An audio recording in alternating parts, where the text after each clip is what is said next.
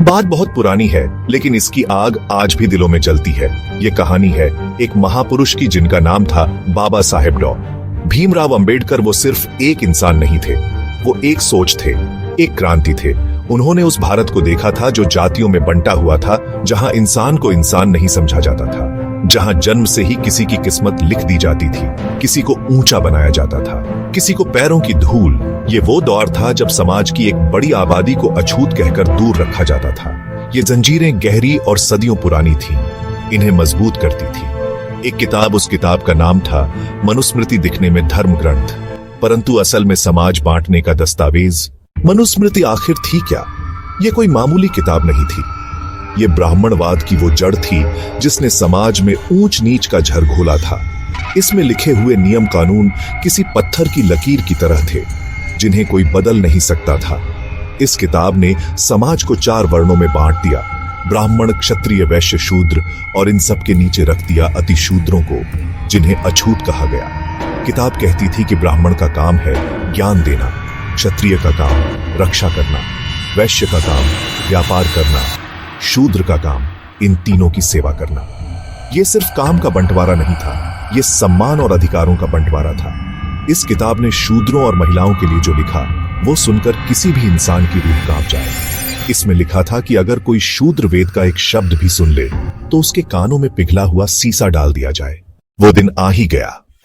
महाड़ महाराष्ट्र की धरती इस ऐतिहासिक पल की गवाह बनने वाली थी। हजारों की संख्या में लोग इकट्ठा हुए थे।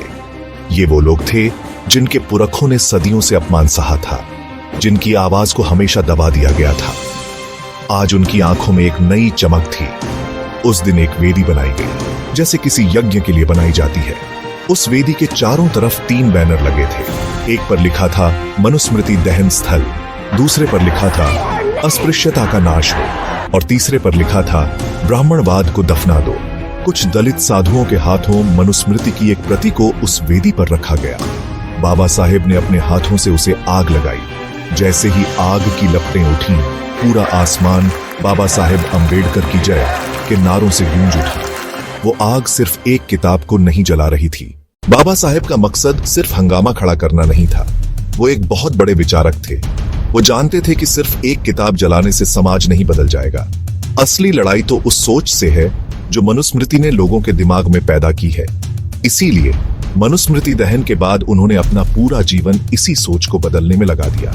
उनका सबसे बड़ा हथियार था शिक्षित बनो, संगठित रहो और संघर्ष करो। वो जानते थे कि ज्ञान ही वो शक्ति है जो गुलामी की बेड़ियों को काट सकती है। जब इंसान पढ़ेगा तभी वो अपने अधिकारों को समझेगा और अन्याय के खिलाफ सवाल उठाएगा। जब उन्हें भारत का संविधान लिखने का मौका मिला, समानता, स्वतंत्रता, बंधुत्व, अप दीपो भव, यानी अपना दीपक स्वयं बनो, अपनी मुक्ति का रास्ता तुम्हें खुद बनाना होगा। उन्होंने सिखाया कि तुम किसी से कम नहीं हो, तुम इस देश के बराबर के नागरिक हो। आज हम 2025 में जी रहे हैं। बाबा साहेब को गुजरे हुए कई दशक हो गए। देश बदल गया है, कानून बदल गए हैं, संविधान ने हमें बराबरी का हक दिया है। क्या वो सोच बदल गई है जिसके खिलाफ बाबा साहेब ने लड़ाई लड़ी थी? आज भी अखबारों में दलितों पर अत्याचार की खबरें आती हैं। आज भी कई जगहों पर लड़कियों को पढ़ने से रोका जाता है। मनुस्मृति भले ही एक किताब के रूप में जल गई हो, लेकिन मनुवादी सोच आज भी समाज के किसी न किसी कोने में जिंदा है। बाबा साहेब ने जो मशाल जलाई थी, उसे जिंदा रखने की जिम्मेदारी अब हमारी है। इंसानियत ही सबसे बड़ा धर्म है, समानता ही सबसे बड़ा मूल्य। यही बाबा साहेब को हमारी सच्ची श्रद्धांजलि होगी।